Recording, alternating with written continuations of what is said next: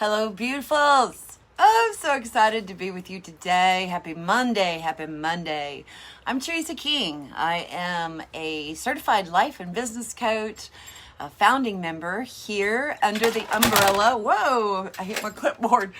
Under the umbrella of Speak Easy Enterprise, which hosts this beautiful tribe right here, Body Soul Tribe. And I'm so glad to be with you. I want to tell you too, join us if you are in business over at Social Soul Tribe.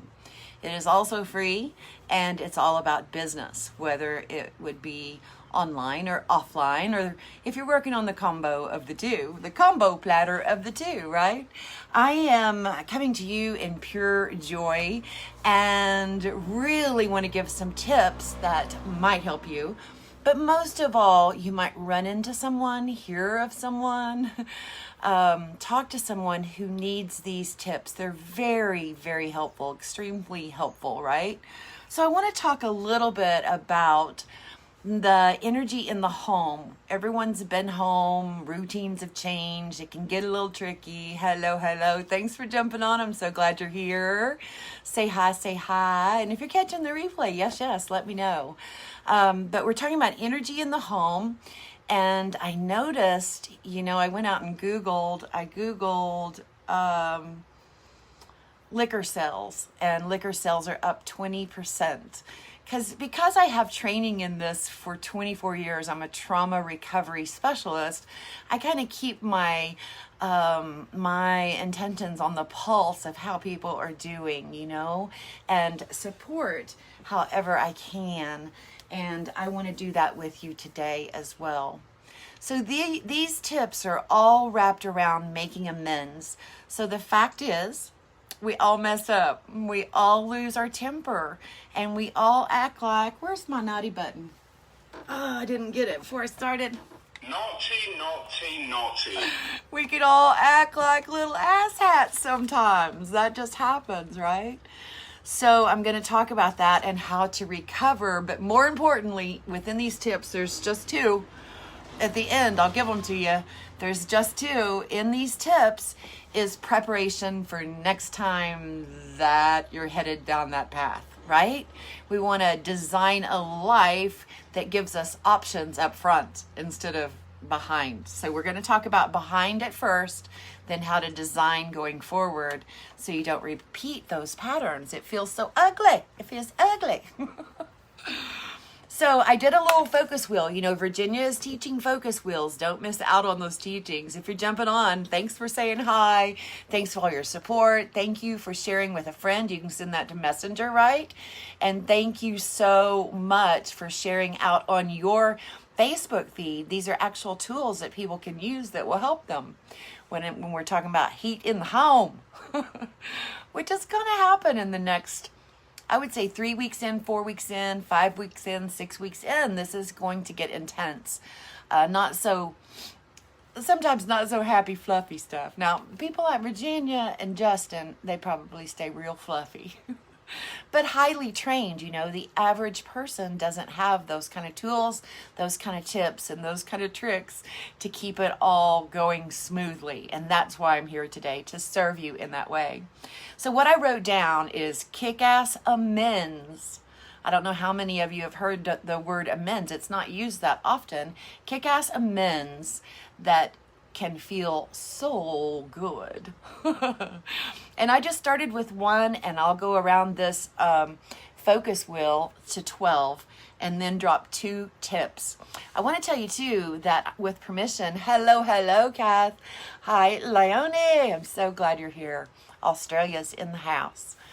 Oh, 2 Australians in the house. Hot dog. Good for you guys. Okay. So when I started at the top, it said it's nice to take personal responsibility when we mess up. That's what this is going to enhance, these tools I give you. It's so nice to take personal responsibility when we mess up. It's good for the soul. The soul wants us to feel at peace and wants us to be okay with ourselves and not feel bad for our actions, right? So amends lessen the stress.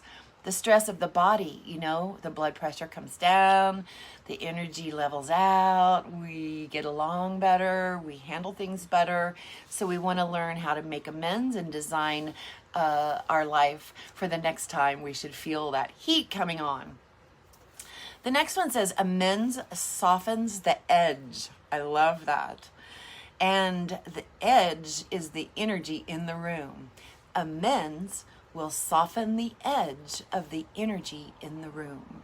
Okay?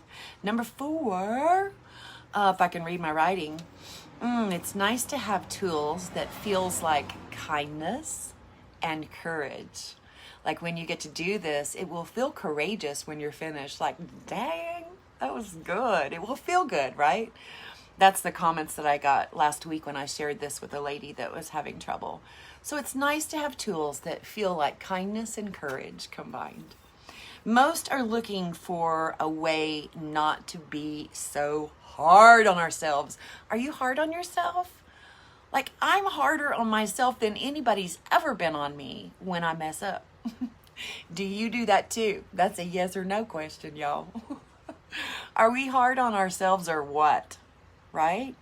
So it's very important, and it is nice to have tools that create an environment where we're not so freaking fracking hard on ourselves. Most people are looking for a way to not be so hard on themselves. Number 5, designing what you'll do next time. That's the second tip in here when I get to the tips. Designing what you'll do next time, because next time will happen. We are little humans and we are not perfect, and we are going to have a little short fuse every once in a while. But these tips will help you design how you'll respond versus react next time. Okay? So 7 teaches us to talk to ourselves like soul and source. Soul and source would not ever feed us information or talk to us the way we talk to ourselves. Soul and source always come to us in our whispers with love and kindness.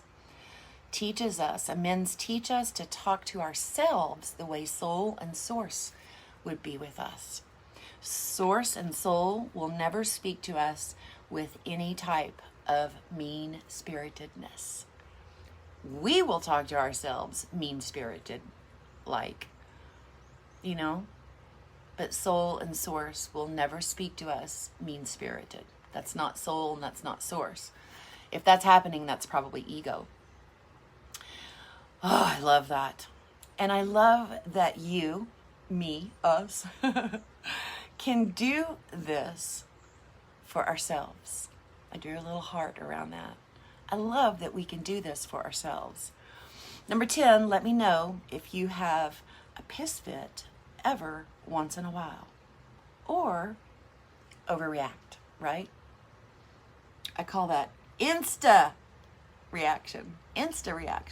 Do you do that? Oh, me too. I know people do it. It's my work. It's my training. I know people do that.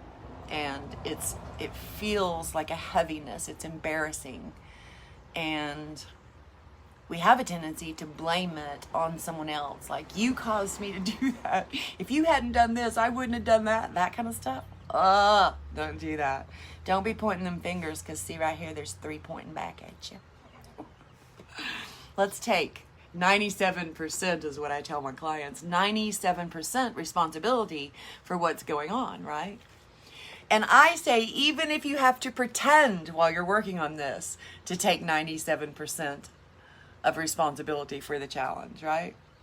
So my arms are open in this trying time around the nation and across the ocean. My arms are open to help and have conversations with anyone that would need it. Are you with me? So when you sit here and just hold this information within this live and you benefit, I'd like for you to open up and think of someone you could send that to in Messenger, or open up and hit that share button and say, this might help someone out there. Okay? So I also had a little epiphany yesterday, Sunday, about nature and storms. Nature and storms, if you'll notice, interrupt our rhythm.